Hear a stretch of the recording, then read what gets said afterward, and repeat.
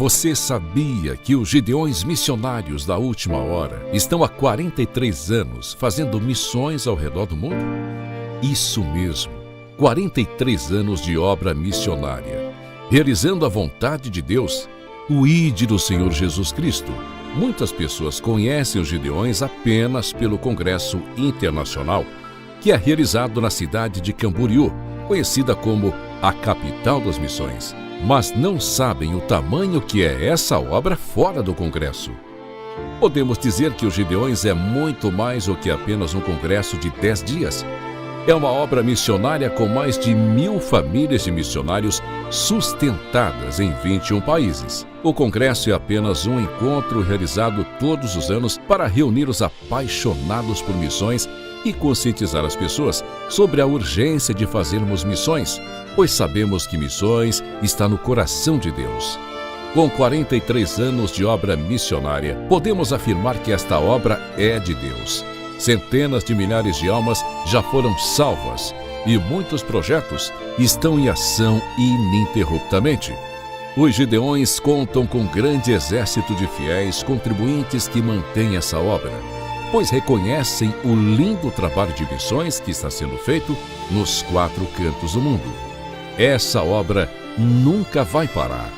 Enquanto o Senhor Jesus Cristo não voltar, seguiremos com o nosso lema: unir o Brasil para evangelizar o mundo, pois jamais poderemos chegar ao céu de mãos vazias.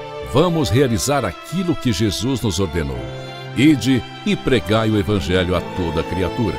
Se você não pode ir ao campo missionário, a sua contribuição pode ajudar o missionário a ir adiante para ganhar mais almas para o reino de Deus. Seja um Gideão contribuinte. Missões se faz agora ou nunca mais.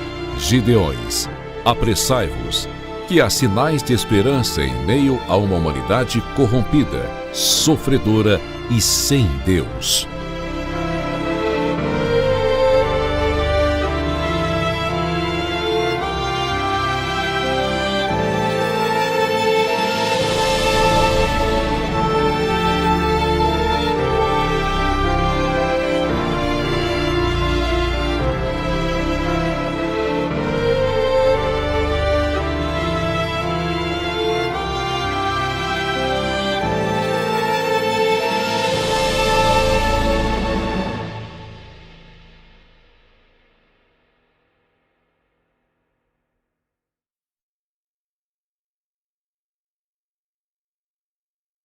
A paz do Senhor Jesus. Tem lugar ainda para a palavra? Tem, né? Então vamos orar nesse instante. Senhor Deus e Pai Celestial, a nossa gratidão por estarmos na Tua casa na noite desse dia, nesse momento em que vamos ouvir a Tua palavra. Certamente os Teus filhos que adentraram este lugar estão ávidos por ouvir aquilo que o Senhor já determinou. Usa uma vez mais o Teu servo, e que possamos sair daqui essa noite abençoados, robustecidos, cheios daquilo que o Senhor vai fazer através da Sua palavra, para a Tua glória. E quem crê diz amém. Deus abençoe.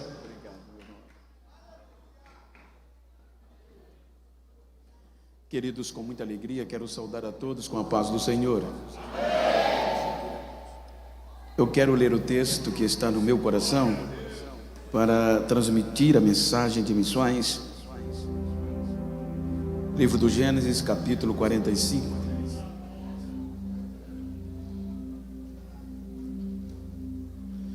O versículo 1 está escrito: Então José não se podia conter diante de todos os que estavam com ele, e clamou: Fazei sair daqui a todo varão.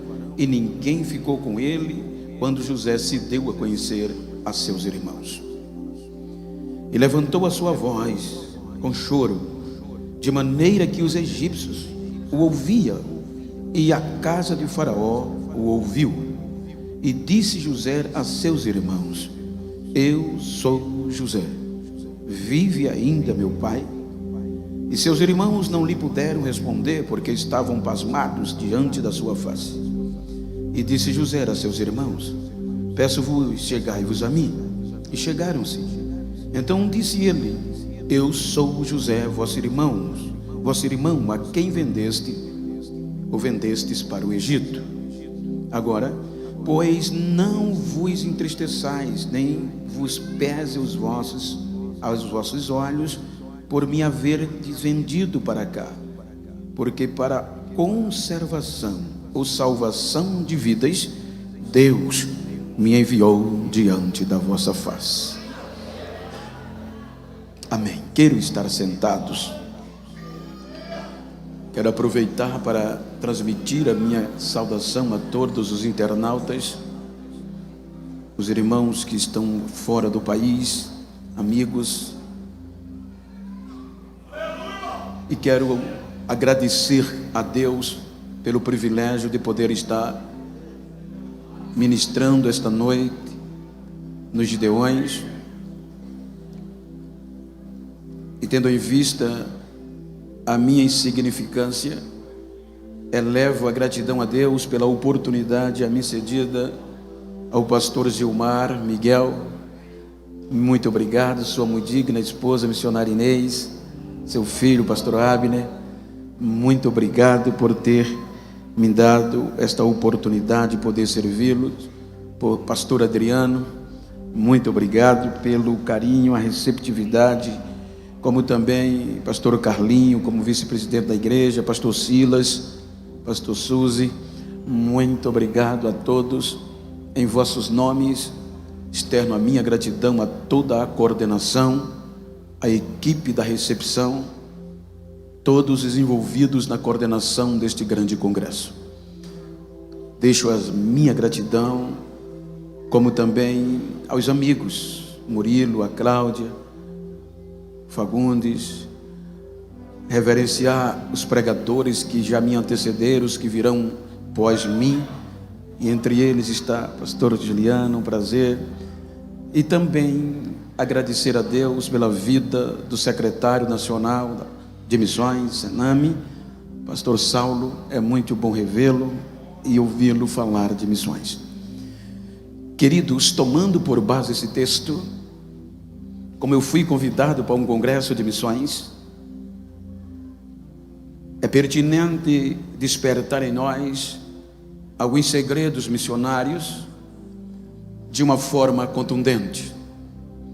Por isso que eu gostaria de falar-lhes sobre entre a razão e a graça. Digam comigo: entre a razão e a graça. Quando nós analisamos o contexto da razão, não precisa ater detalhe. É o direito que você tem diante de umas circunstâncias, em todos os aspectos. Quando falamos de graça, falamos de benevolência no contexto literal. Quando nós observamos o projeto missionário, o quanto Deus investiu, a gente fica perplexo por observar o investimento do próprio Deus em resgatar o ser humano. Se nós analisarmos o capítulo 1 do Gênesis, ele está falando da criação, a criação como um todo. Capítulo 2, vem a criação do ser humano, como também a criação do Éden. Capítulo 3, vem a decepção, a queda do ser humano. E daí por diante, capítulo 6, vem o ápice do pecado, aonde Deus tem um direito, tem razão. Veja que o próprio Deus abre mão do seu direito, pois a Bíblia diz que a ofensa, o pecado do ser humano, cheira mal às narinas de Deus. Então Deus decide que vai abrir mão. Vou dar fim, vou dar cabo, nenhuma palavra direta, vou desistir. O homem não merece o que eu fiz, eu vou acabar com ele, vou destruí-lo. Os animais, os répteis, as bestas feras, a terra, tudo que eu criei, eu vou desistir, por conta da influência do pecado na vida do ser humano. Paulo diz que este pecado criou uma barreira, que se nós observarmos o capítulo 5 aos Romanos, Paulo diz que o pecado aumentou, abundou, e o capítulo 6 do Gênesis mostra isso, pois a epígrafe diz que toda a raça humana degradou-se pelo pecado. Então é quando Deus vem e fala, decide o que eu acabei de citar. Porém, Deus sanciona, Deus determina desistir do homem. Então, quando Deus sanciona a destruição, Ele abre mão da razão, Ele abre mão do direito. E a Bíblia diz que a graça vem. Se os irmãos analisarem a epígrafe pastor Wesley do capítulo 6, está lá na maioria das versões, degradação geral do gênero humano.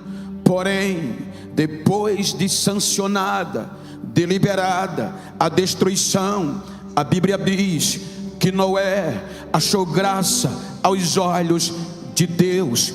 Ele abre mão da razão, ele abre mão do direito, ele suporta a ofensa, ele suporta o pecado do homem e o enche de graça. E pela graça, 8 seres humanos são preservados da destruição. Capítulo 7, vem a destruição. Capítulo 8 do Gênesis, a própria graça vai tirar Noé e sua família da arca, e Deus lhes dá o direito de recomeçar. Porém, do capítulo 9 ao capítulo 11, os irmãos hão de perceber que a influência do pecado deteriora o ser humano de novo. E aqui os 3 descendentes de Noé e as suas proles foram ludibriadas pelo pecado, mais uma vez ofendem a Deus.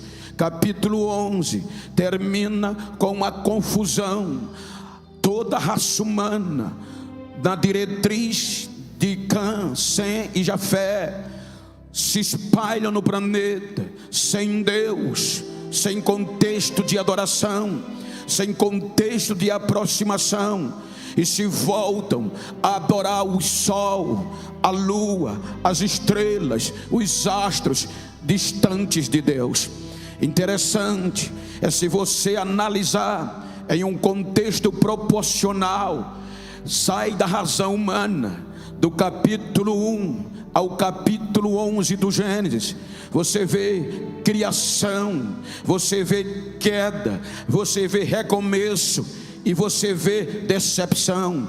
Capítulo 11 do Gênesis, se você fizer uma proporção nos 31.189 capítulos da Bíblia, os 11 primeiros capítulos vão dar 0,92%, menos de 1% de toda a Bíblia. Se você analisar na forma de versículo, você fica assustado, porque os 11 capítulos, tanto na mais comum, Ferreira de Almeida, atualizada, corrigida, são 209 versículos, os primeiros 11 capítulos. Na versão, na Peshitta, na King James, na Thompson, 209 versículos. Se você pega 209 versículos e faz uma proporção para os 31.100 versículos, arredondando, porque há 102, 103, 104, 105,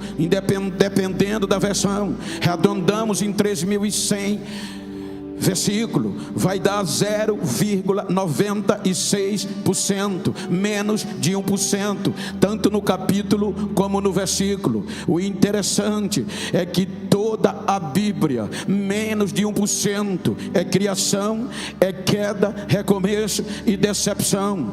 Você analisa 91% da história bíblia é missão, é investimento no resgate do ser humano. Se você analisar no contexto, 69% Deus entregou a Israel, e 22% de toda a Bíblia é a história da gloriosa igreja de Jesus. Se você analisar este contexto, porque no capítulo 12 começa o projeto de resgate. No capítulo 12 do Gênesis, Deus vai colocar em prática um projeto espiritual. Capítulo 12, versículo 3, disse ele a Abraão: por meio de você eu vou resgatar, eu vou abençoar todas as famílias da terra. O projeto entra em ação. Porém, quando nós analisamos o desenvolver do projeto de resgate, Abraão aceita, e logo no capítulo 12 vem uma das maiores crises, uma das maiores ameaças para denegrir, para destruir o projeto, e se chama fome. A fome, ela não estende-se há muito tempo, mas ameaçava parar com o projeto missionário. Então Deus manda Abraão descer para o Egito. Enquanto a fome passava, o projeto subsistiu. A primeira fome para Abraão gera Isaac. O projeto continua. Capítulo 26 do Gênesis vem a mesma ameaça. A Bíblia diz que a fome ameaça o projeto missionário, mas Deus não desiste. Vai a Isaac e diz a ele: não desce para o Egito. Aí Isaac vai ser protegido em Gerar, um lugar seco, um lugar inóspito, mas lá o projeto sobreviveu. Lá o projeto continuou. Tentaram coibir, mas o projeto é maior do que as adversidades. Ele sempre sobrevive, porque foi Deus que criou.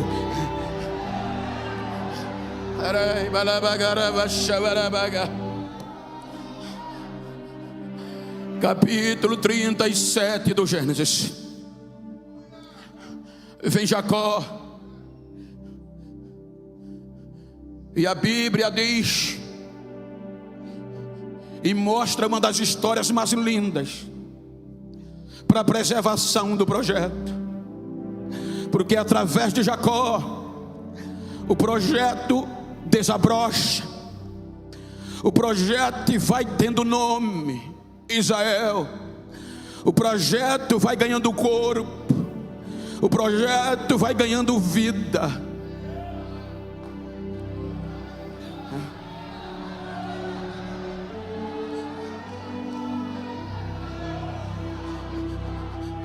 Mas infelizmente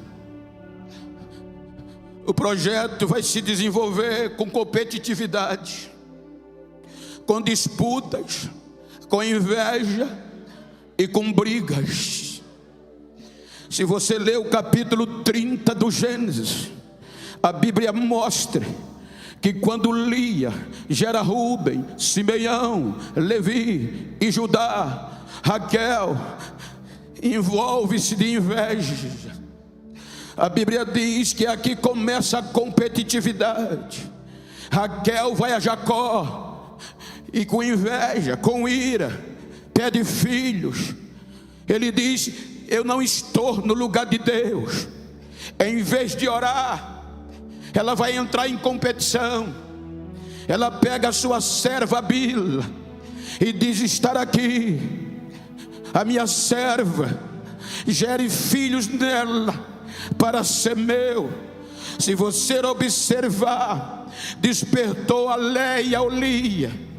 Lia, vendo que demorou até gestação, pega também a sua serva e dá a Jacó, para que agora houvesse disputa e competição. Os 10 primeiros filhos de Jacó Os 10 primeiros frutos, no contexto coletivo do projeto, crescem em disputas, em meio a invejas. Os 10 primeiros filhos de Jacó crescem em um ambiente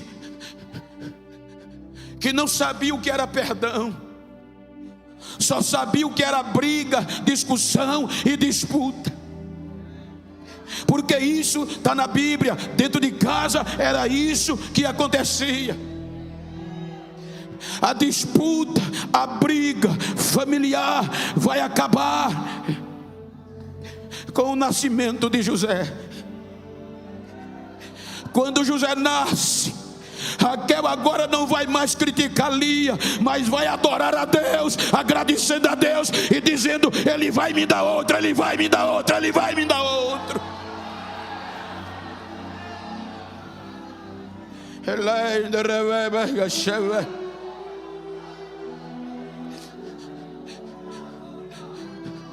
Agora José vai crescer em um ambiente sem competitividade. José vai crescer com a experiência do Val do Jaboque em oração do pai. José vai crescer vendo o pai se humilhando diante do seu tio, pedindo perdão, para o projeto continuar.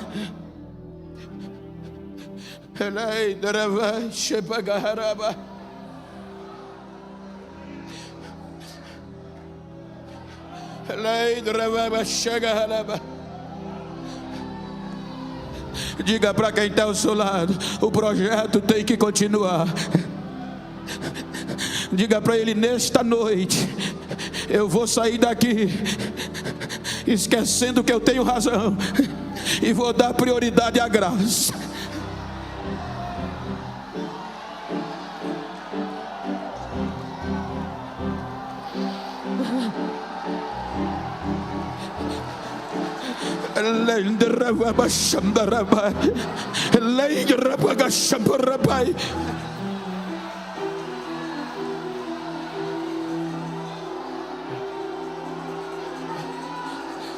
A Bíblia diz que Jacó ama José porque era filho da velhice. Quando ele não esperava mais, José vem. Na sequência, Benjamim. E com a vinda de Benjamim, vem a morte de Raquel. Agora José vai ser criado pelas mulheres de Jacó, mas ele era amado pelo pai. Então é por isso, entre outras questões, que Jacó vai lhe dar uma túnica diferenciada. Aquela túnica não era simplesmente honra. Eu tive recentemente no Egito, e aquela túnica simplesmente era o cargo de supervisão. Ele agora era o chefe dos irmãos. Aquela túnica lhe dava direito. Por isso que a Bíblia diz que tudo de errado que os seus irmãos faziam, ele trazia para o pai. Não era fofoca, era direito de função, era supervisão, era cargo de chefia, e tinha que passar para o pai. Gostasse ou não, papai vai ter que saber: eu fui nomeado para isso.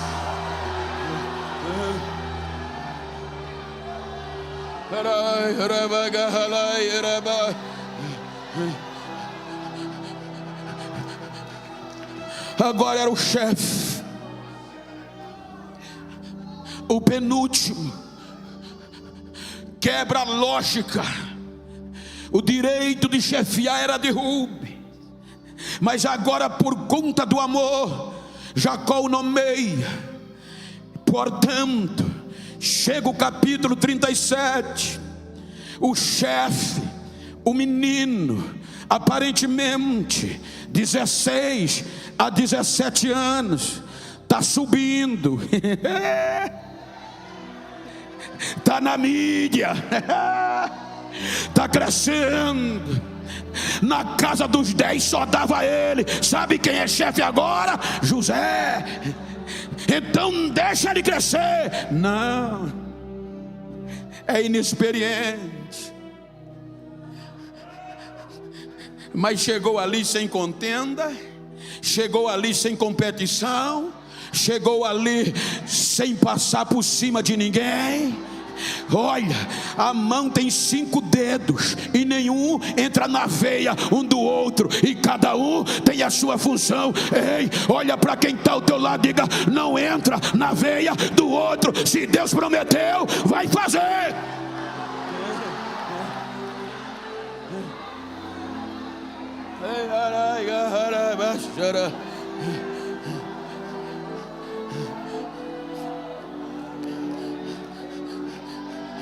Agora é o chefe.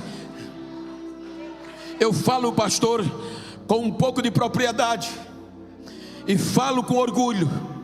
Trabalhei profissionalmente 38 anos, ainda sou vinculado a uma usina de açúcar chamada Santa Clotilde, no estado das Alagoas. Comecei limpando mato, comecei cortando cana, comecei ajudante de trator, tratorista, motorista. Um dia teve uma palestra para os condutores e me deram a oportunidade.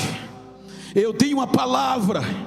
O coordenador do curso procurou o patrão e disse: aquele preto tem futuro. Não deu uma semana, o patrão me chamou e me entregou o cargo de chefia. Agora eu era chefe de 500 pessoas. Eu mandava ir embora e eu contratava. E eu sei o que é isso, porque quem estava na frente dizia: agora é aquele preto que é o chefe. Era um preto, mas não entrou por competição, entrou pela ação de Deus naquele projeto.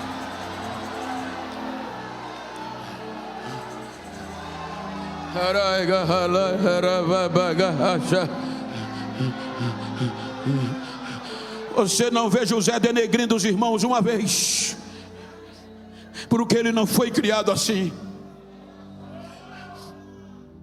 Como chefe, entra no radar de Deus. Pela lógica, o próprio Deus era para escolher Rubens.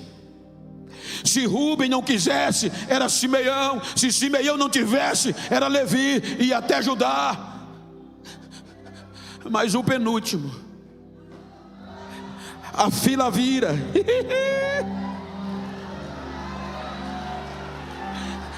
E Deus escolhe José.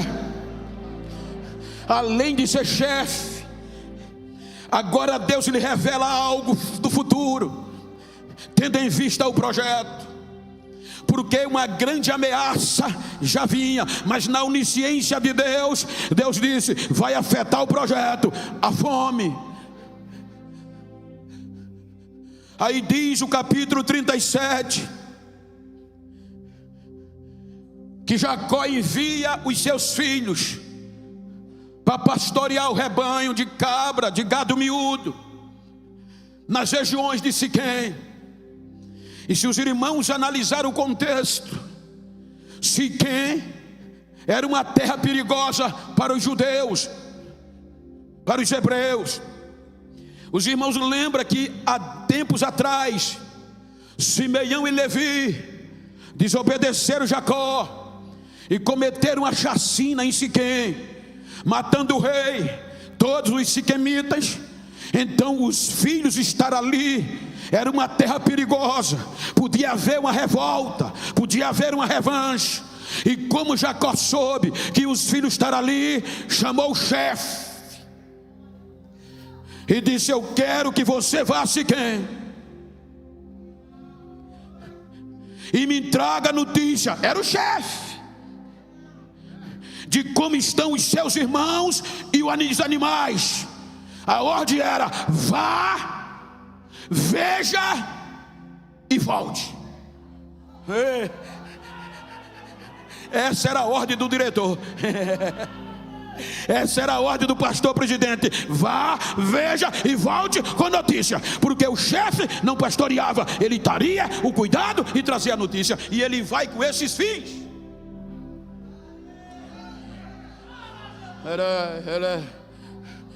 A Bíblia diz que quando ele vai, que chega em Siquém, não encontra ninguém. Deus mudou a rota do chefe. Deus mudou o plano do diretor Jacó.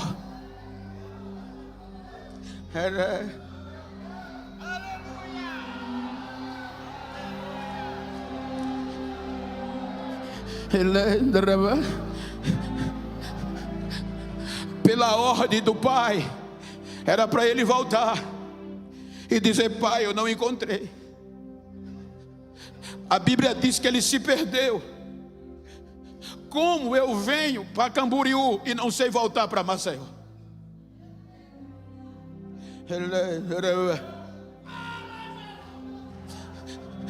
Diga para quem está ao seu lado: é mistério de Deus. Às vezes ele troca os caminhos de volta, para a gente não voltar mais.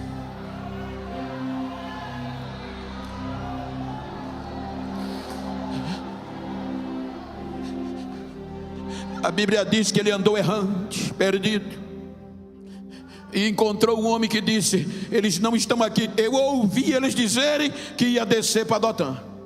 Olha o projeto, gente, olha o cuidado de Deus. Siquém está fora da rota do Egito. Se José fica em Siquém, não passava caravana para o Egito. Mas Dotã tem cisternas. Dotã tinha água para animais, era rota para o Egito. Então Jacó era Siquém e Deus era Dotã. Em prol do projeto, ele desce. Quando ele desce, os irmãos sabem a história, eu não vou ter detalhe, que esse não é o meu objetivo. Observem, note isso. Jacó envia 1 para 10. Jacó envia 1 para 10. E ele se revolta pelo cargo de chefia. Veja que a primeira coisa vem o sonho, mas depois ele rasga o cargo de José. Ele destitui de forma traiçoeira e sem explicação, joga o menino na cisterna.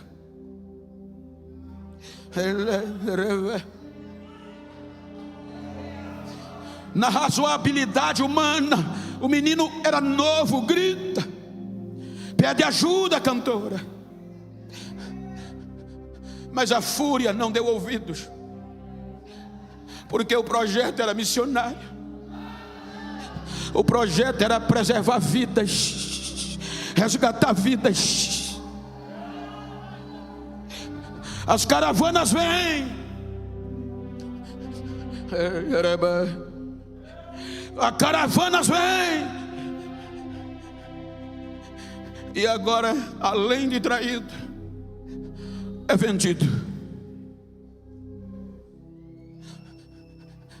E sendo vendido, perde todos os direitos. Ele poderia ir para qualquer lugar, as caravanas podiam decidir, mas o lugar escolhido de Deus era o Egito. Era a maior potência. Então desce para o Egito. Os irmãos têm que voltar para casa. Mata um animal, pega a túnica do chefe, molha no sangue do animal e volta para casa para o pai. Primeira coisa, chegaram antes do chefe. A ordem era para o chefe chegar e eles não, mas eles chegaram e o chefe não. Apresenta uma túnica de sangue ao pai e diz: pai, encontramos essa túnica do teu filho. Até o nome escondem. O pai agarra e eles dizem: possa ser que um animal feroz o destruiu. E o pai chora. O choro do pai, a aflição do pai, não sensibilizou-os a contar a verdade. Veja que o capítulo 37 mostra uma reunião fúnebre. Eles fazem um culto fúnebre. O capítulo 37 termina dizendo: o pai chorando e dizendo: vou chorar a morte do meu filho até o mundo dos mortos, até eu morrer também. Então, a partir daqui, quem falava em José teria que dizer em memória.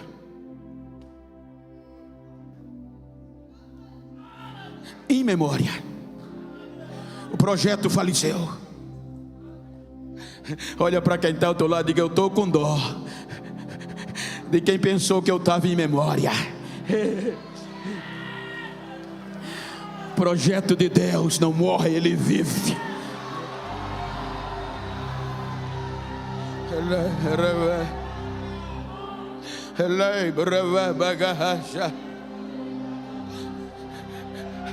Como ser humano, eu e você sabemos que essas feridas emocionais não saem. Por mais que você ore, por mais que você jejue, tem feridas que você controla, mas não sara.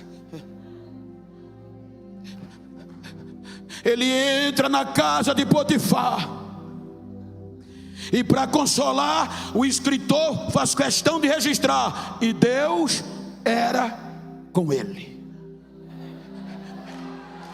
Ele prospera. Ele vai para a prisão. O escritor registra: e Deus era com ele.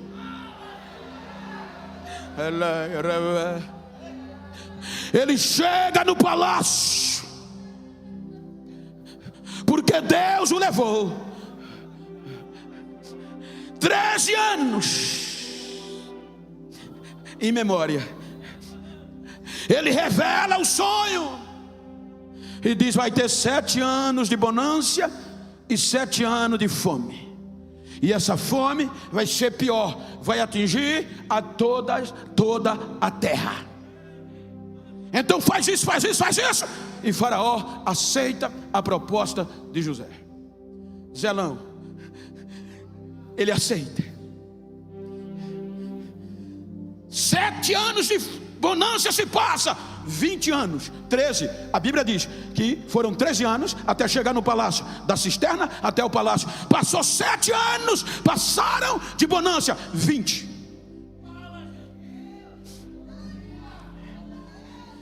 Nesse interim nasce Manassés.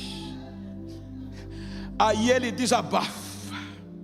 Ele diz: Deus me fez, olha o nome de Manassés, esquecer das aflições e de toda a casa de meu pai. Sarou.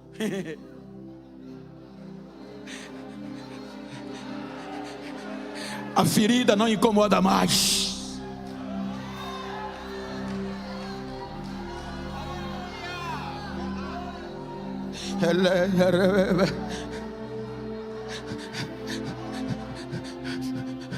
Vão entrar mais 2 anos de crise, de fome, 21 anos, podemos dizer assim. A fome vem, devasta a terra e chega em Canaã. Quando a fome bate no projeto, aí Jacó agora vai fazer o contrário. Ele agora vai enviar 10 para 1. Diga: nesse projeto nem sempre a maioria vence. Primeiro 1 para 10, agora é 10 para 1. Poderia ser hoje, mas só vai 10.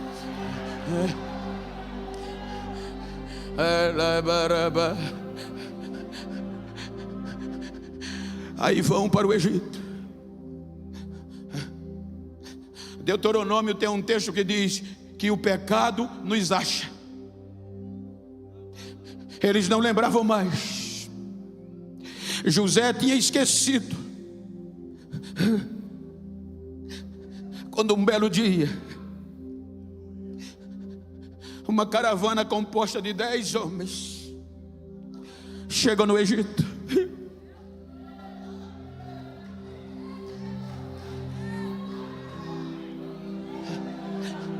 E agora José era o segundo homem mais poderoso da terra, primeiro-ministro egípcio. Ele tinha uma façanha tamanha. Eu participei de um curso arqueológico no Egito, e eu achei lindo quando o professor disse que 96% do território egípcio é deserto. Só tem 4%, desses 4%, 2% é habitacional e 2% agricultura. Imagina, Deus usa os 2%. Os egípcios cultivavam cerca de 3 meses por ano. Quando a enxurrada transbordava o rio Nilo, que secava, que deixava úmido, eles cavavam e plantavam. 9 meses por ano não cultivavam. Quando José chega, a Bíblia diz que ele visita toda a terra do Egito. E o que é que ele faz? Ele cava cisterna, cava valas com degraus na margem do rio Nilo, porque quando a enxurrada viesse, as águas transbordavam e ficava acumulada e não se perdia. Agora os egípcios cultivavam 12 meses por ano, partindo do nosso calendário, para dar exemplo. Então a bonância, ele agora era venerado, detentor, salvador do Egito. Mas certo dia, tudo para ser feliz, esqueceu a mágoa, os irmãos não lembravam mais. No meio de que todo mundo vinha comprar alimentos, ele olha,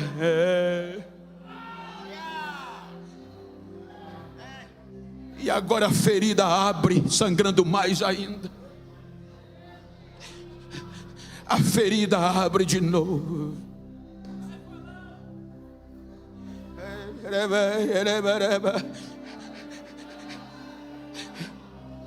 Ele vai tentar controlar e não consegue. Veja que ele faz todo o processo. Não se identifica, não fala o hebraico, fala só egípcio. Tem tradutor. Quando ele vai interrogar por meio de tradutor os seus irmãos, vocês são espiões. Não somos. Somos filhos de um homem. Temos 12 irmãos, porém um já não existe mais. O pecado acha, querendo ou não, o pecado vai achar.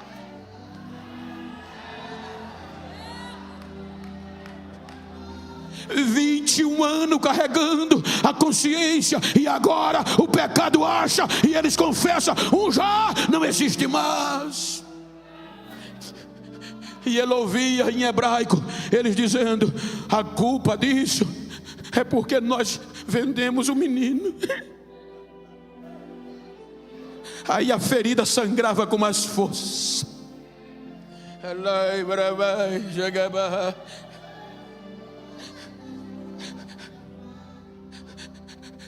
Se você olhar, aqui é o momento mais decisivo do projeto.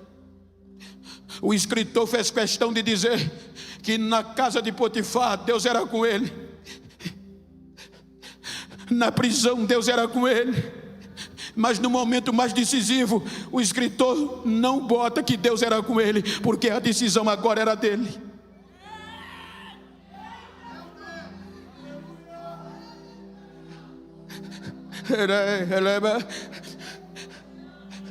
Agora imagina a ferida sangrando. com o poder na mão, o homem poderoso, qual é a primeira coisa que vem? A razão. E a razão vai dizer: eles agora me pagam. A razão vai dizer: vou queimá-los, vou pisá-los, vou excluí-los. Porque não é isso que muitas vezes a razão faz a gente fazer no século 21? A gente prega missões, a gente contribui para a missão. Eu volto a dizer, mas muitas vezes tem gente que congrega com a gente há 10, a 30 anos. Primeiro erro que ele comete, a gente esquece dos 30 anos e exclui, rasga a credencial, tira do órgão. Em muitos lugares nem fala mais, não dá nem a paz do Senhor, exclui. É a razão que faz isso.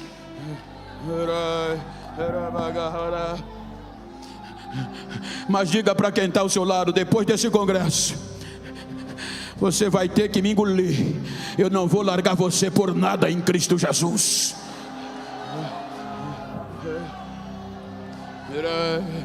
Depois de todo o processo, o mais novo tem que vir. Porque o sonho era 11, não era 10. Quando os 11 estão presentes,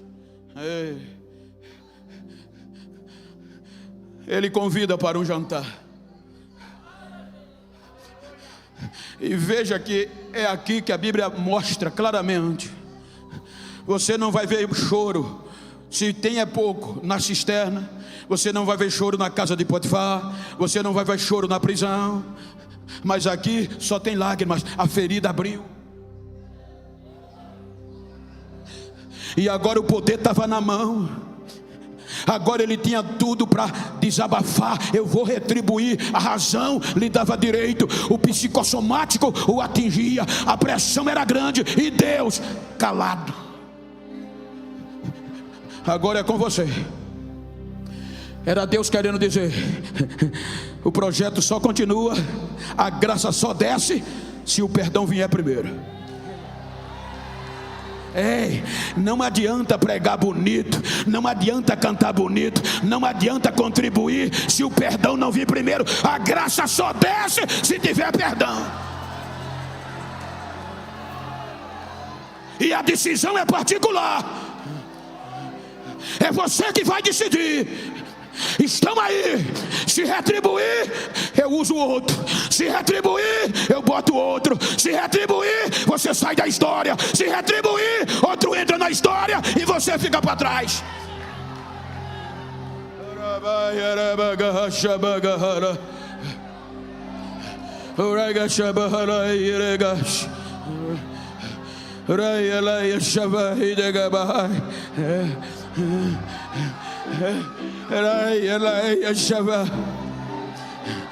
Ele chora, ele grita, mas para continuar na história, para a graça descer, vai ter que perdoar, meu filho. Vai ter que a ferida ser curada pelo perdão, pelo perdão, pelo perdão.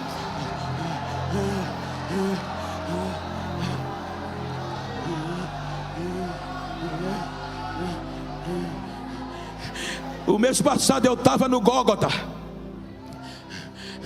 e eu já estava orando: Senhor, me dá uma mensagem para os gideões. Quem é pregador sabe a aflição que a gente passa quando vai pregar, independente do lugar.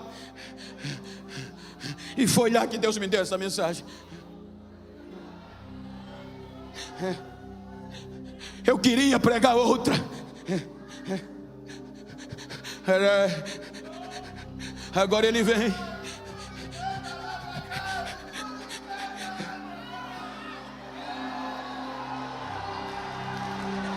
Só para chatear, só para zoar. Olha para quem está ao teu lado: quer continuar no projeto?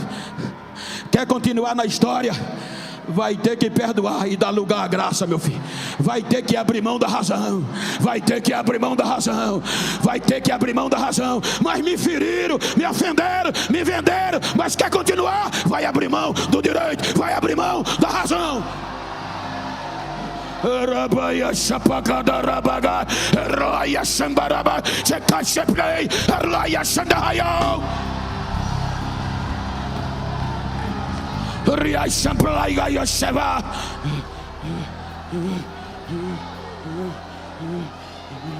Raya Ramambiadas. A liar claim play catch up play a raya shampahayo a raya shatakabra yes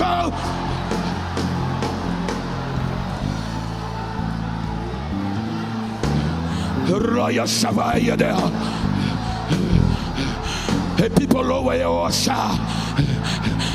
A minha glória está invadindo este lugar. A minha unção está levantando quem estava caído. Eu estou sarando feridas por dentro. Assim diz o Senhor. Recebe a cura, recebe a cura, recebe agora.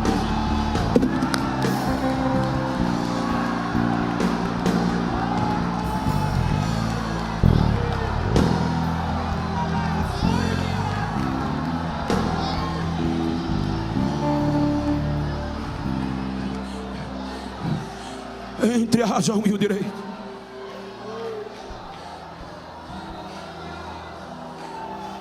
Olha o que a Bíblia diz. A pressão era tão grande,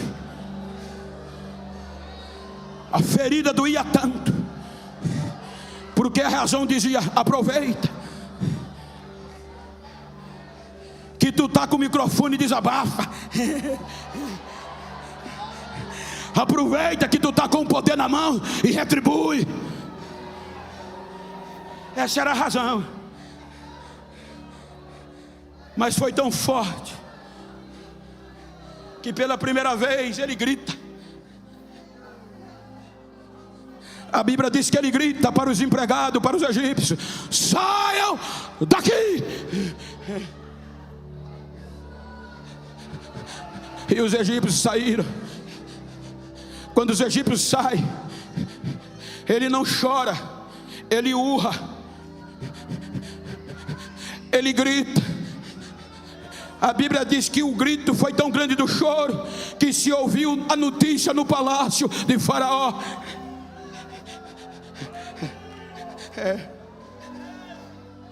A razão dizia: acaba com ele.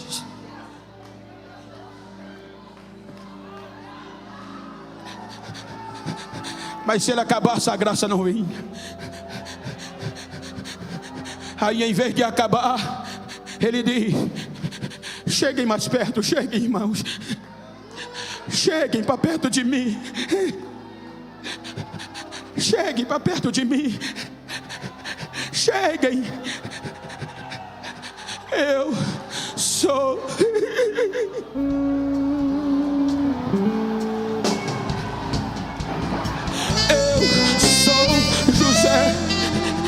Aquele que vocês venderam para o Egito. Mas eu quero dizer a vocês: não fiquem preocupados, não fiquem com medo, não pese o vosso coração o que vocês fez, porque foi Deus que me enviou para cá para salvar vida por causa do projeto.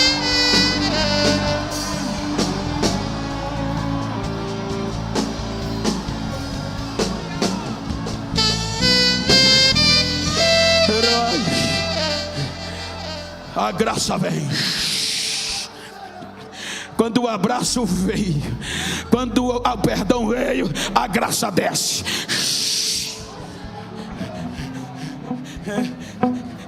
E o projeto sobreviveu.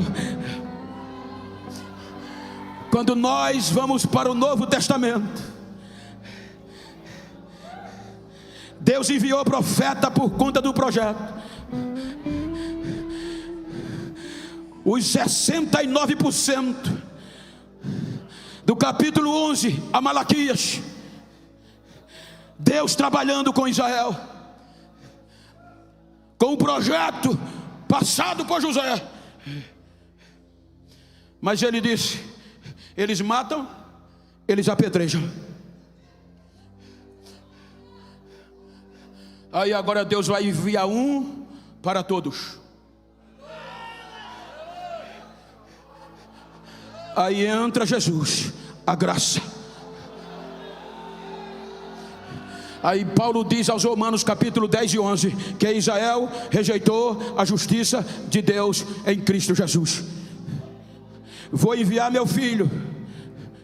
Talvez sendo meu filho eles ouçam e me respeitem. Traíram Jesus, venderam Jesus,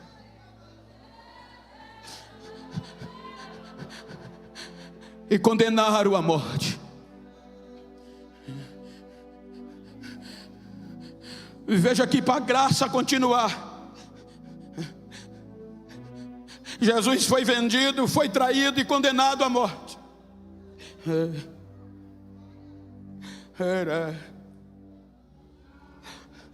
Lucas 23, 34. Traído, um para todos, vendido, condenado, machucado, chicoteado. Lucas diz que cravado na cruz, para a glória descer, a graça vir, ele olha e diz: Pai, perdoa-lhes, porque ele não sabe o que faz. Ele tinha razão de não perdoar. Ele não devia, era inocente.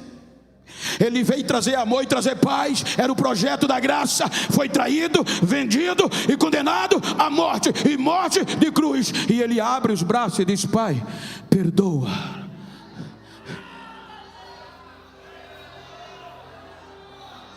Mateus diz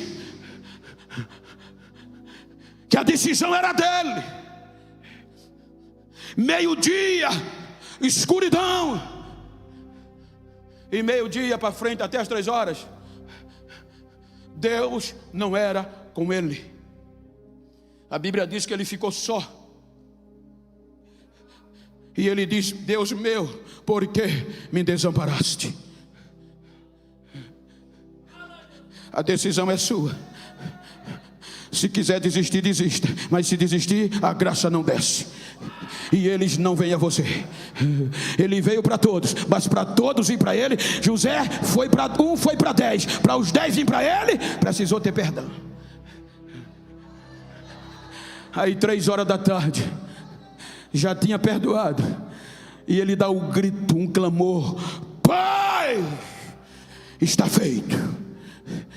O grito foi tão forte que saiu do Gólgota, cruzou o Jardim da Oliveira, entrou no templo, rasgou o véu de alto a baixo.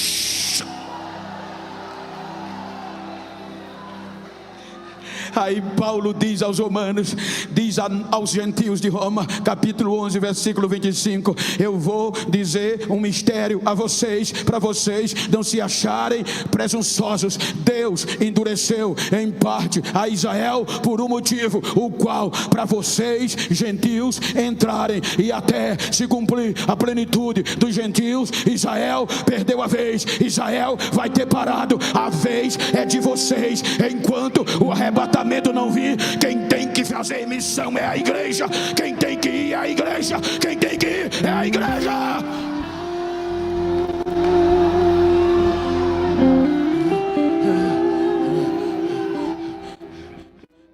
Três dias em memória.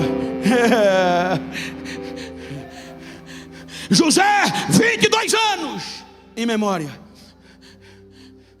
Jesus, 3 dias. Terceiro dia.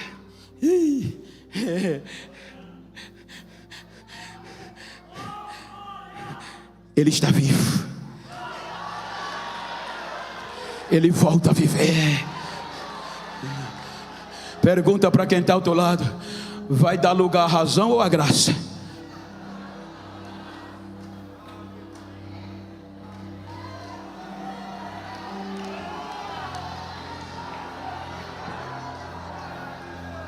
Isso é mais sério do que o que a gente pensa. Se tu vai ofertar para missões, e lembra, se tem alguma coisa contra o teu irmão, nem da oferta, volta primeiro.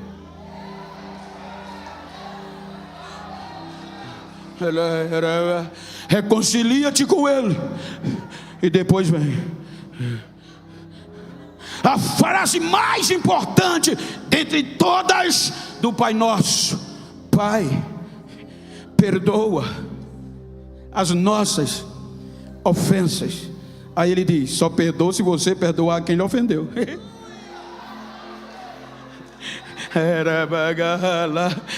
Eles tinham razão, abriram mão da razão para a graça descer. A graça escandaliza. Fique de pé, por gentileza.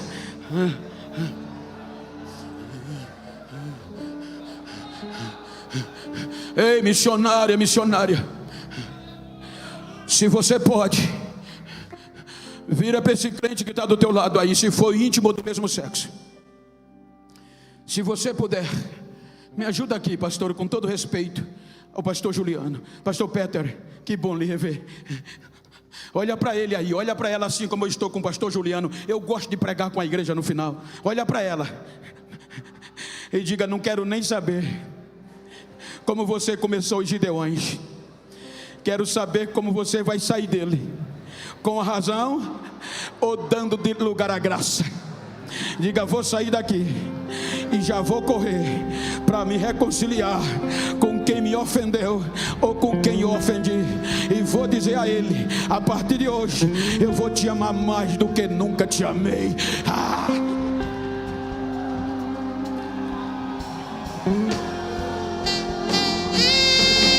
É a graça, é a graça, é a graça. Deixa a graça descer, deixa a graça te tomar. Esquece a razão e dá lugar à graça.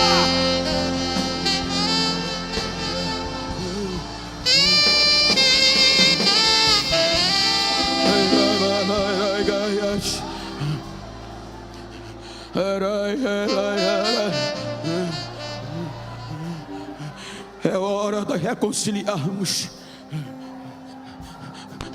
É hora de esquecermos as nossas razões e buscar quem nos ofendeu.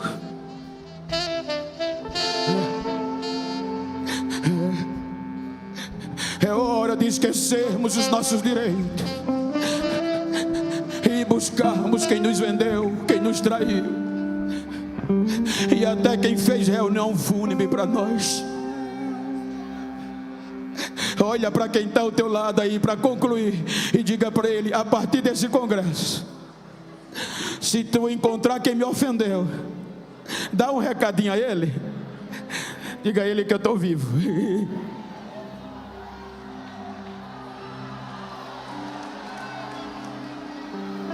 Eu estou vivo, Julinho. Eu estou vivo.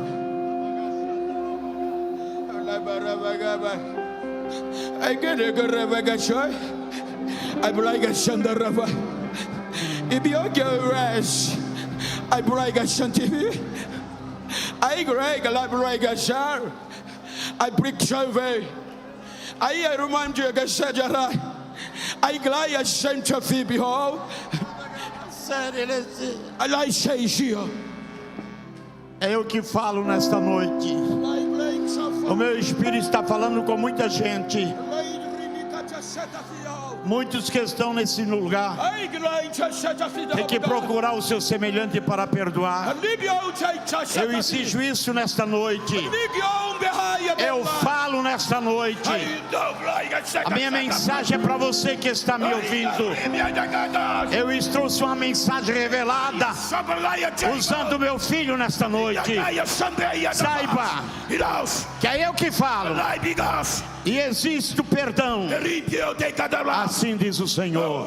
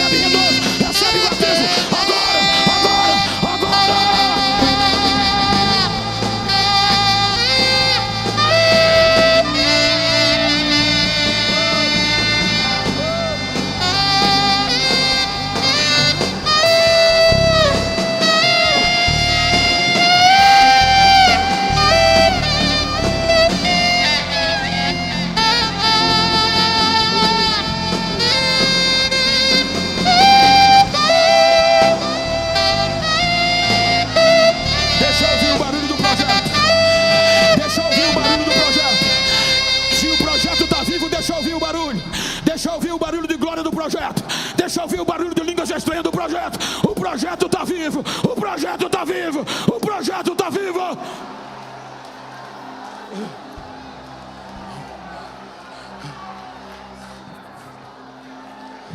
A primeira vida para retornar. Se você trouxe alguém não crente, traz ele aqui, chama ele. Diga: aqui na cruz o perdão foi dado e a graça veio, e agora todos têm que ir a ele, porque sem ele ninguém chega ao Pai.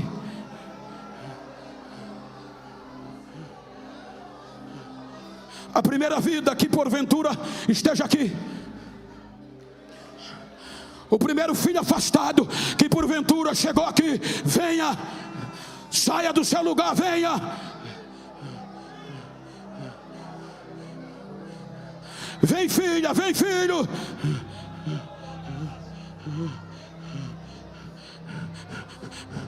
Ele abriu mão do seu direito por conta de você, por conta de nós.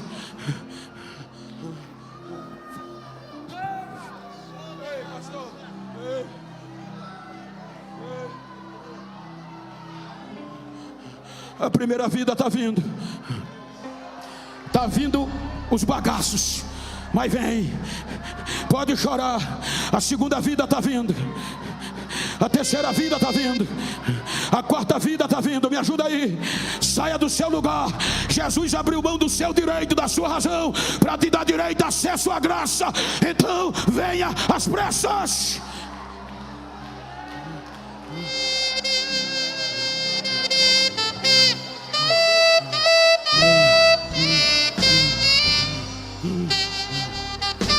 Venha. Ajuda a igreja. Ajuda. Vai trazendo, está chegando. Vai trazendo. Ei, filho, ei, filha. É hora. É hora. Sai do teu lugar e vem. É hora, está vindo. Venha, filha. Vai trazendo.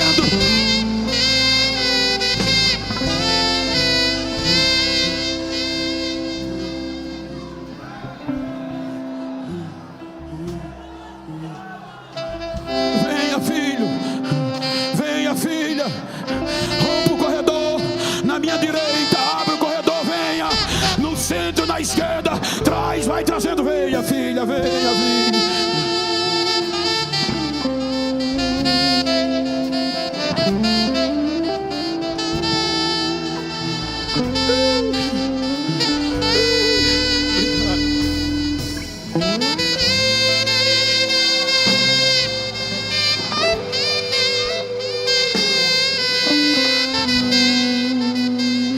Cadê você?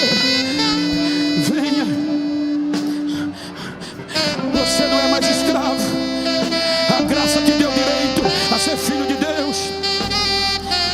Estávamos mortos nos nossos delitos e pecados, vivendo na concupiscência deste mundo, vivendo sem Deus, sem paz. Mas Deus, pelo seu infinito amor, nos ressuscitou com Cristo Jesus. Pela graça sois salvo, pela graça sois salvo por meio da fé. E isso não vem de vós, é presente de Deus. Aproveita o presente, o dom da graça. Venha, filha.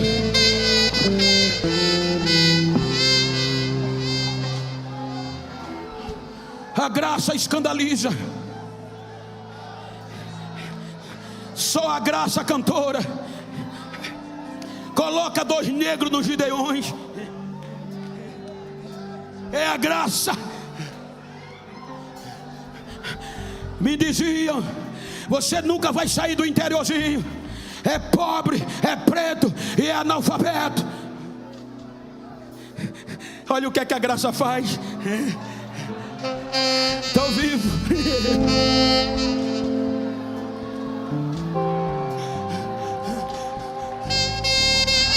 Venha. Venha.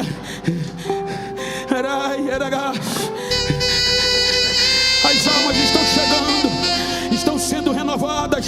Você que não é batizado, você que precisa de renovo, levanta a tua mão direita aí no meio da multidão, coloca ela no ombro de quem está ao teu lado e diz a ele: pela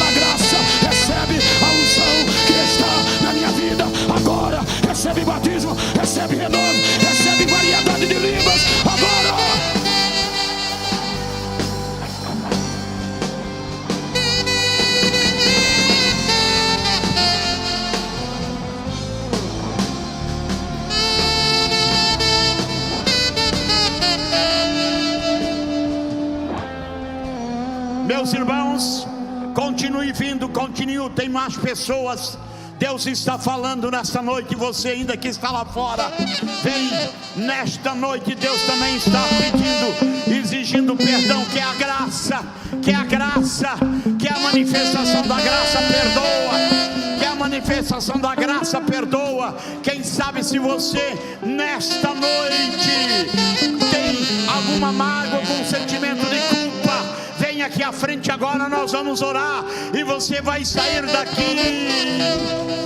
Comandará bagachanda, você vai sair daqui diferente, com graça, com força, com ânimo, com coragem, para poder perdoar. Vem até aqui à frente, isso. Bem-vindo, bem-vindo, bem-vindo. Tem muita gente, pastor, tem muita gente, Deus. E bagachandaraba, bem-vindo, bem-vindo, bem-vindo. Você precisa de graça, você precisa de força, você precisa de poder, você precisa de autoridade. Bem-vindo, bem-vindo, bem-vindo. Alguns pastores desçam lá, alguns pastores, pastor Calinho, alguns pastores desçam lá, por gentileza. O Garamandagarabagaça, vem, bem-vindo, bem-vindo. Você que está lá fora, você que está ouvindo nesta noite, Deus está falando com você. Você que está nos ouvindo pela internet, é o momento de perdão, é o momento de reconciliação. Você que precisa liberar perdão para que você seja cheio, mudado da parte de Deus. Venha, está vindo, venha, venha, venha, venha, venha mesmo, venha. É o momento de Deus, venha, venha. Aleluia, aleluia, aleluia, aleluia. Mais uma ali, pastor Silas, bota ali. Ali, aleluia, aleluia, venha, venha, venha, venha, sai do teu lugar, vem, vem, aleluia. Mandarabaga, missionários, desce ali no meio deste povo e vamos abençoar este povo. Aleluia, glória, glória, glória. Oh, amado, está vindo, meus irmãos, está vindo, aleluia, está vindo. A mensagem veio do céu, aleluia. A mensagem foi revelada, veio do céu. Deus está exigindo perdão. A graça é abundante, mas precisa um reconhecimento. Não é a razão, mas é a graça. Não é a razão, aqui ninguém tem razão, porque a graça é superior, aleluia. Venha, isto, vai vindo, tem mais pessoas, vem à frente, tem mais pessoas, aproveite esse momento para você vir aqui receber a graça, receber poder, para você saber perdoar, reconhecer o seu estado, buscar a misericórdia. Vem vindo, tem tantas pessoas, irmãos, aleluia, aleluia. Deus está dizendo que é preciso reconhecimento. Nenhum de nós temos razão, a razão é dele, é ele que é o dono, aleluia. E a manifestação, a misericórdia dele só acontece quando nós dobramos, quando nós reconhecemos e quando nós buscamos a misericórdia dele. Oh, é o momento de Deus na tua vida. Vem, você que está lá fora, vem, Deus está falando, vem, ao mover de Deus forte. Oh, grava séria, oh glória, oh glória, oh glória. Vem mais pessoas, Deus está exigindo. Olha, você vai sair daqui, você vai voltar para casa e você vai pedir perdão, esposo para esposa, para filho, para vizinho, para um colega de trabalho, para uma colega da faculdade, do estudo. Você precisa para encontrar a graça abundar a tua vida, encharcar a tua alma, mudar o teu instinto. É a graça. Urabacaçandará. Ah, pastor, eu tenho razão. Não, a razão é dele. A razão é dele. Ninguém tem razão, a razão é do Senhor. Aleluia, aleluia. O nosso instinto é ruim, o nosso instinto é mau. Aleluia, o nosso instinto, a nossa natureza é mau, mas aquele que veio sobre nós, a graça abundou superabundou a graça. Deixa a graça superabundar a tua vida. Vem, aleluia. Está caindo. Deus está com uma manifestação de graça, pastor, nesta noite, que ao colocar a mão, as pessoas estão caindo. É a unção, é a graça de Deus que está inundando agora as pessoas. Aleluia. Eu quero que você venha à frente, meus irmãos. Vem mais para frente aqui, vem mais para frente. Ah, pastor, não, Deus está me dizendo que esta mensagem veio do céu. Aleluia. Larabacachanda. Aleluia. Deus está trazendo cura nesta noite. Cura emocional. Cura emocional Deus está trazendo. Alaman, Turica, Massé. Cura emocional. Aleluia. Deus está lavando pessoas esta noite. Alamandou, Sorocamandarabagá. Vem à frente, nós vamos. Aleluia, aleluia, aleluia, aleluia, aleluia, aleluia. Levante as tuas mãos aqui para o povo. Aleluia, aleluia.